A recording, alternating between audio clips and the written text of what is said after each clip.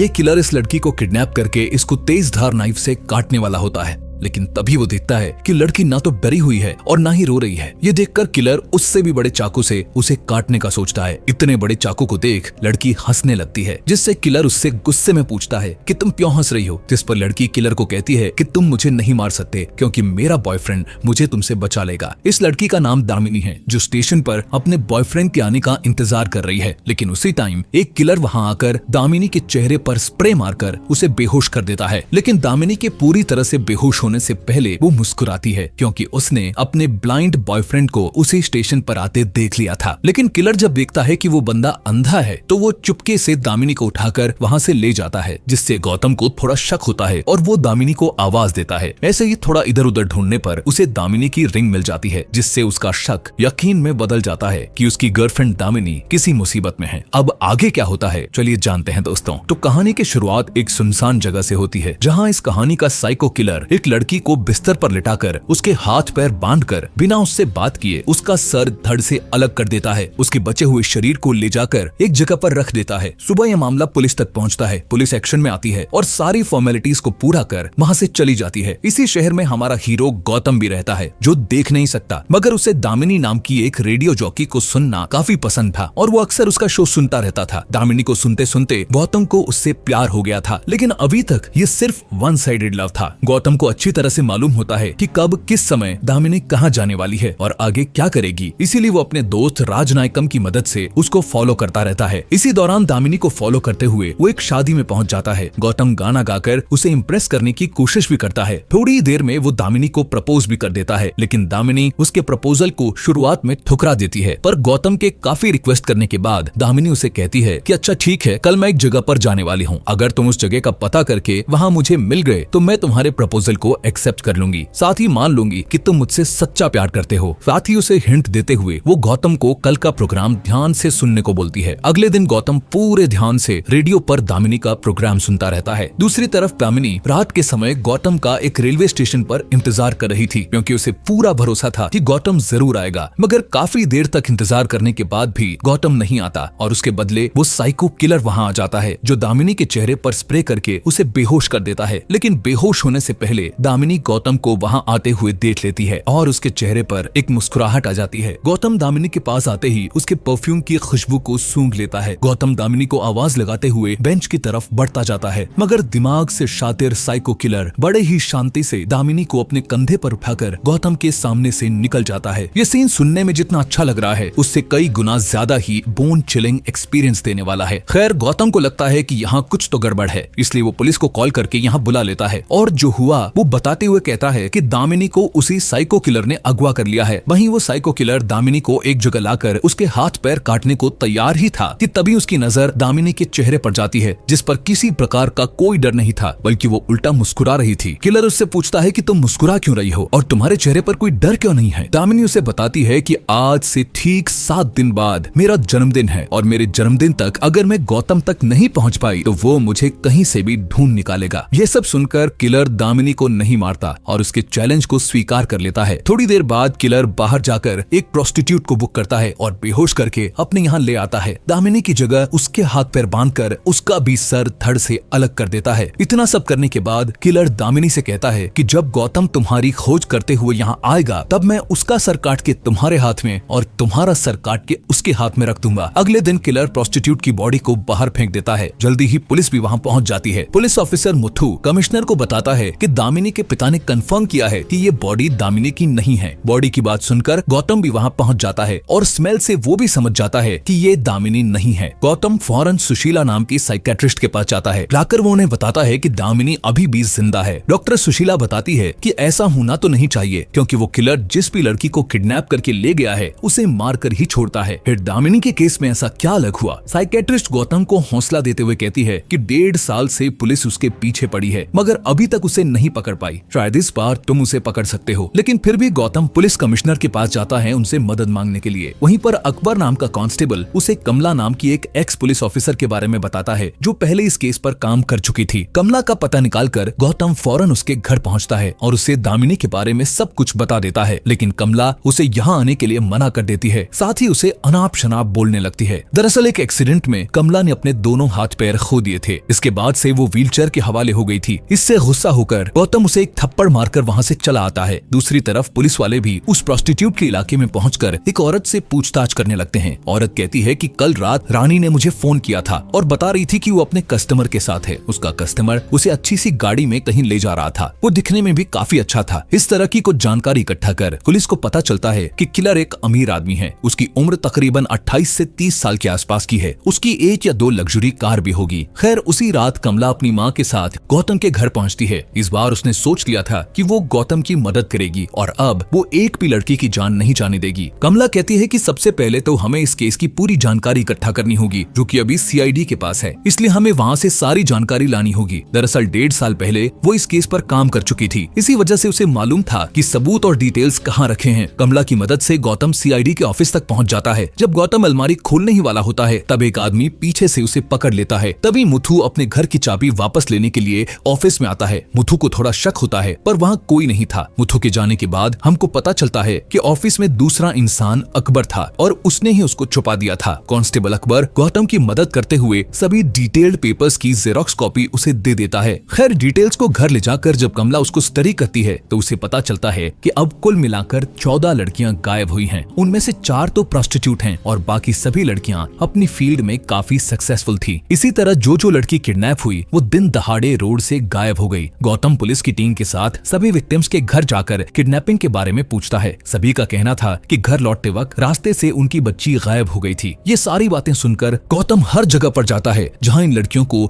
आखिरी बार देखा गया था। गौतम नोटिस करता है सभी क्राइम सीन पर एक चीज कॉमन है जो कि एक डस्टबिन था, जिससे गौतम और कमला समझ जाते हैं कि जब वो लड़की अपने घर वापस जा रही होगी तो उन्हें डस्टबिन के पास जरूर कुछ दिखा होगा, इसलिए वो अपनी गाड़ी को रोककर उतरी होगी। पास ही खेल रहे बच्चों से पूछने पर उसे पता चलता है कि हमारे बच्चे ने रूपा नाम की लड़की के हाथ में एक पपी को देखा था। इस बात से गौतम और कमला प्रेडिक्ट करते हैं कि पहले किलर एक क्यूट से पपी को खरीदता होगा और उसे लाकर डस्टबिन के पास छोड़ देता होगा। फिर जब लड़की पपी को देखकर अपनी गाड़ी रोकती होगी तभी वो किडनैपर कहता होगा कि ये कुत्ता मेरा है, प्लीज इसे लाकर मुझे दे दो। और जैसे ही लड़की उसके पास जाती होगी वो किसी तरह से उनको बेहोश करके किडनैप कर लेता होगा। दूसरे दिन किडनैपर ठीक इसी प्लानिंग से एक नई लड़की को किडनैप करने वाला होता है, मगर वो इसमें सफल नहीं हो पाता क्योंकि कल कमला और गौतम ने ट्विटर पर ट्वीट करके सबको बता दिया था कि जहाँ पर भी कुत्ता दिखे तो उससे दूर ही रहें। इसलिए ये लड़की किलर के जाल में नहीं फंसी। ट्वीट का पता चलते ही तिलमिलाया हुआ किलर हैकर के पास जाकर ये पोस्ट डिलीट करने को कहता है और काम होने के बाद वो इस हैकर को भी मार देता है। उसी रात किलर उस लड़की को भी किडनैप कर लेता है जो आज सुबह इससे बच गई थी। किलर उस लड़की को अपने यहाँ लाकर एक बार फिर मार डालता है, मगर इस बार वो लड़की का सर काटकर उसका धड़ लाकर गौतम के घर के बाहर रखकर एक मैसेज भेजता है जिस पर लिखा था एडवांस हैप्पी बर्थडे। गौतम को उस लड़की के शरीर से एक अजीब सी महक आती है, इसलिए वो राजनायकम से कहकर एक सफेद और एक काले पिग को लाने के लिए कहता है। राजनायकम ऐसा ही करता है और वो उसके सामने दोनों पिग लाकर रख देता है। गौतम कमला को बताता है कि उसे इस लड़की की बॉडी के साथ ही इससे पहले मरने वाली प्रोस्टिट्यूट लड़की से सफेद पिग वाली गंध आ रही थी। वो लोग एक एक करके सभी पिग फार्म पर जाकर खोजबीन करने लगते हैं, मगर कोई भी पिग फार्म में उनको ऐसा यंग मालिक दिखाई नहीं देता जो किलर के हुलिये के साथ मैच होता हो। इसी दौरान मुथु को ये बात पता चल जाती है कि गौतम और उसकी टीम पिग फार्म जाकर पूछताछ कर रहे हैं क्योंकि मुथु ने एक आदमी को गौतम के पीछे लगा रखा था। मुथु ऐसे ही एक पिग फार्म पर जाता है और इत्तेफाक से एक फार्म का मालिक वही किलर होता है जिसे ये अभी तक खोज रहे थे। पुलिस को अपने यहाँ देख किलर घबरा जाता है और पुलिस वाले को इंजेक्शन लगाकर बेहोश कर देता है। इसके बाद हम पुलिस वाले को उसके कमरे में बंद देखते हैं जिसमें किलर अपने सभी कारनामों को अंजाम दिया करता था। जब वो किलर वहाँ पर नहीं होता, दामिनी उसको होश में लाकर उसे यहाँ से भागने को कहती है, लेकिन मुथु कहता है कि मुझसे नहीं हो पाएगा। थोड़ी देर में वो साइको किलर मुथु के पास आकर उसे भी मार डालता है। इसी तरह सभी पिग फार्म की जांच करने पर गौतम और उसकी टीम के हाथ कोई सबूत नहीं लगता, लेकिन कमला को पूरा भरोसा था कि किलर इन्हीं में से किसी एक पिग फार्म में मौजूद होगा। नतीजे ना मिलने पर बेचारा गौतम काफी दुखी होता है और फैसला करता है कि आज रात वो घर पर अकेला रहेगा। थोड़ी देर बाद साइको किलर की गाड़ी वहाँ आ जाती है। गौतम समझ जाता है कि ये किलर की गाड़ी है, इसलिए वो जानबूझकर अपने घर से बाहर निकलकर अपने हाथ में एक कैक्टस का पौधा लेकर गाड़ी के पास जाता है। वहीं दूर खड़ा राजनायकम अपनी गाड़ी से किलर की गाड़ी को फॉलो करने लगता है। दोनों के बीच में एक काफी लंबी चेज होती है। दुर्भाग्य से राजनायकम किलर के हाथों मारा जाता है। किलर राजनायकम के फोन से गौतम को फोन करके बताता है कि मैं दामिनी को उसके जन्मदिन वाले दिन मार डालूंगा। गौतम को अगले दिन राजनायकम के बारे में पता चलता है। ये सुनकर वो बहुत दुखी होता है, लेकिन राजनायकम उसकी आंखें था। साथ ही एक सच्चा दोस्त भी। पोस्टमार्टम करने वाले डॉक्टर गौतम को उसका सामान देते हुए उसे बताते हैं कि किलर उसकी दाहिने हाथ की छोटी उंगली को काटकर अपने साथ ले गया है। ये सब देखने के बाद गौतम कमला और उसकी माँ को कहता है कि वो अब और किलर के पीछे नहीं भागेगा। इस बात से कमला काफी नाराज हो जाती है और कहती है कि अगर तुम्हें इतनी जल्दी हार माननी थी तो मुझे क्यों निकाला अंधेरे से बाहर? क्या जरूरत थी मुझे उम्मीद देने की? सब मेरी गलती थी जो तुम पर भरोसा किया। अगर उस समय मैं कॉलेज की सीढ़ियों से नहीं गिरी होती तो आज मैं ये केस अकेले ही सॉल्व कर लेती। ये कॉलेज वाली बात सुनकर गौतम और कमला सीधे उस कॉलेज में जाकर पूछताछ करते हैं जहाँ कमला 1.5 साल पहले आई थी। दरअसल यहाँ एक स्टूडेंट का भी मर्डर हुआ था। उसी सिलसिले में कमला यहाँ आई थी। सीसीटीवी फुटेज की जांच करने पर एक सस्पिशियस आदमी दिखाई देता है जो अपना मुंह छुपाए हुए बैठा था। कमला और गौतम दोनों फौरन प्रिंसिपल से मिलते हैं। उनसे पूछते हैं कि ये कौन व्यक्ति है जो इस वीडियो में आपके बगल में बैठा है। प्रिंसिपल उन्हें बताते हैं कि मुझे ये तो नहीं मालूम कि वो आदमी कौन था, लेकिन इतना जरूर कह सकता हूँ कि वो एक लेफ्ट हैंडेड था, क्योंकि उसने मेरे यहाँ पॉपकॉर्न भी बाएं हाथ से लिया था। साथ ही पूरे फंक्शन के दौरान उसका दायां हाथ उसकी पॉकेट में ही था। ये सब जानकर गौतम के दिमाग में एक बात अचानक से स्ट्राइक करती है और वो फौरन ही जाकर राजनायकम के सामान की जांच करता है। इससे उसे क्लियर हो जाता है कि किलर की दाहिने हाथ में छोटी उंगली नहीं है। दरअसल ये सुराग था जो गौतम का दोस्त उसके लिए छोड़ कर गया था। जब किलर गौतम के घर आया था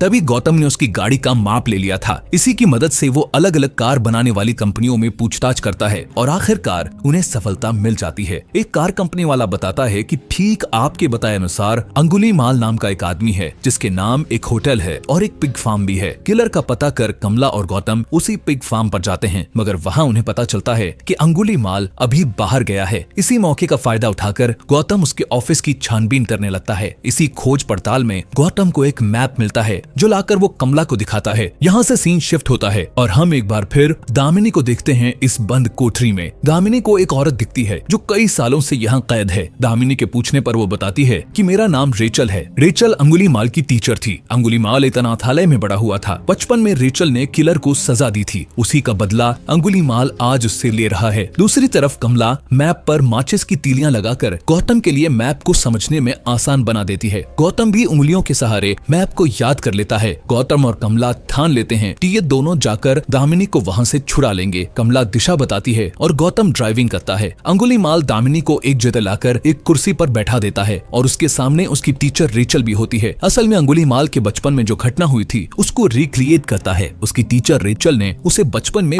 वेट करने के लिए सजा दी थी। उस दिन टीचर रोज उसे 60 बार मारा करती थी। अंगुलीमाल अपने टीचर के सामने गिड़गिड़ाने लगता है कि टीचर मुझे माफ कर दो, मुझसे गलती हो गई। इस ड्रामे के बाद अंगुलीमाल अब दामिनी को मारने की तैयारी कर रहा था कि तभी दामिनी उससे सवाल पूछती है कि जो पुलिस वाले की डेड बॉडी पड़ी थी वो कौन था। इस पर अंगुलीमाल उसे बताता है कि जब मुझे गिरफ्तार करके जुवेनाइल होम ले जाया जा रहा था तब उसने मेरे साथ गलत हरकत की थी, इसलिए मैंने उसे मार डाला। गौतम और कमला भी उस जगह तक पहुंच ही जाते हैं। उनके अंदर जाते ही फैक्ट्री के अंदर लगे अलार्म बजना शुरू कर देते हैं। ये जानकर अंगुलीमाल जब गौतम को मारने ही वाला होता है तभी इलाके में पावर कट होती है। असल में कमला की माँ ने इस इलाके की लाइट को काट दिया था। अंधेरे में अंगुलीमाल गौतम को ढूंढने लगता है। अंगुलीमाल गौतम को बुलाते हुए कहता है कि मैं हार गया और तुम जीत गए, या तो मैं तुम्हें मारूंगा या तुम मुझे मार दो। तभी गौतम सामने आता है और अंगुलीमाल उसके पेट में छुरा मारकर उसे घायल कर देता है। गौतम भी बिजली का झटका देकर अंगुलीमाल को बेहोश कर देता है। बेहोश होते ही गौतम उसके हाथ जंजीरों से बांध देता है। उसके बाद गौतम दामिनी को ढूंढकर उसके हाथ पैर खोल देता है और जब ये दोनों यहाँ से भाग रहे होते हैं तब अंगुलीमाल जोर जोर से चिल्लाता है कि टीचर प्लीज मुझे अकेला छोड़कर मत जाओ, मैं अकेला नहीं रहना चाहता हूँ। ये सब सुन दामिनी चाबी लेकर उसकी तरफ फेंक देती है। जब अंगुलीमाल चाबी लेने के लिए आगे बढ़ता है तो उसकी टीचर रेचल चाबी को उठाकर निगल लेती है। अंगुलीमाल उसके पास जाकर उसका पेट फाड़कर खुद को जंजीरों से आजाद कर लेता है। जब तक वो भागकर बाहर आता तब तक दामिनी, गौतम और कमला वहाँ से जा चुके थे। दूसरे दिन पुलिस दामिनी को प्रेस के सामने बैठा देती है। दामिनी से पूछने पर वो अपना बयान देती है कि मुझे उस व्यक्ति में कोई साइको किलर नहीं दिखा, बल्कि मुझे तो एक छोटा बच्चा दिखा जिसे सब ने अकेला छोड़ छोड़ दिया था और उसके अकेलेपन का फायदा उठाया गया। अगर मैं ही उसकी माँ या बहन होती तो शायद उसे इतना प्यार मिलता कि वो कभी साइको किलर नहीं बनता। इस तरह से वो अपनी सिंपैथी शो करती है। ये इंटरव्यू अंगुलीमाल भी देख रहा था। वो समझ जाता है कि अब जाकर किसी ने उसे समझा है, किसी ने मुझे प्यार की नजरों से देखा।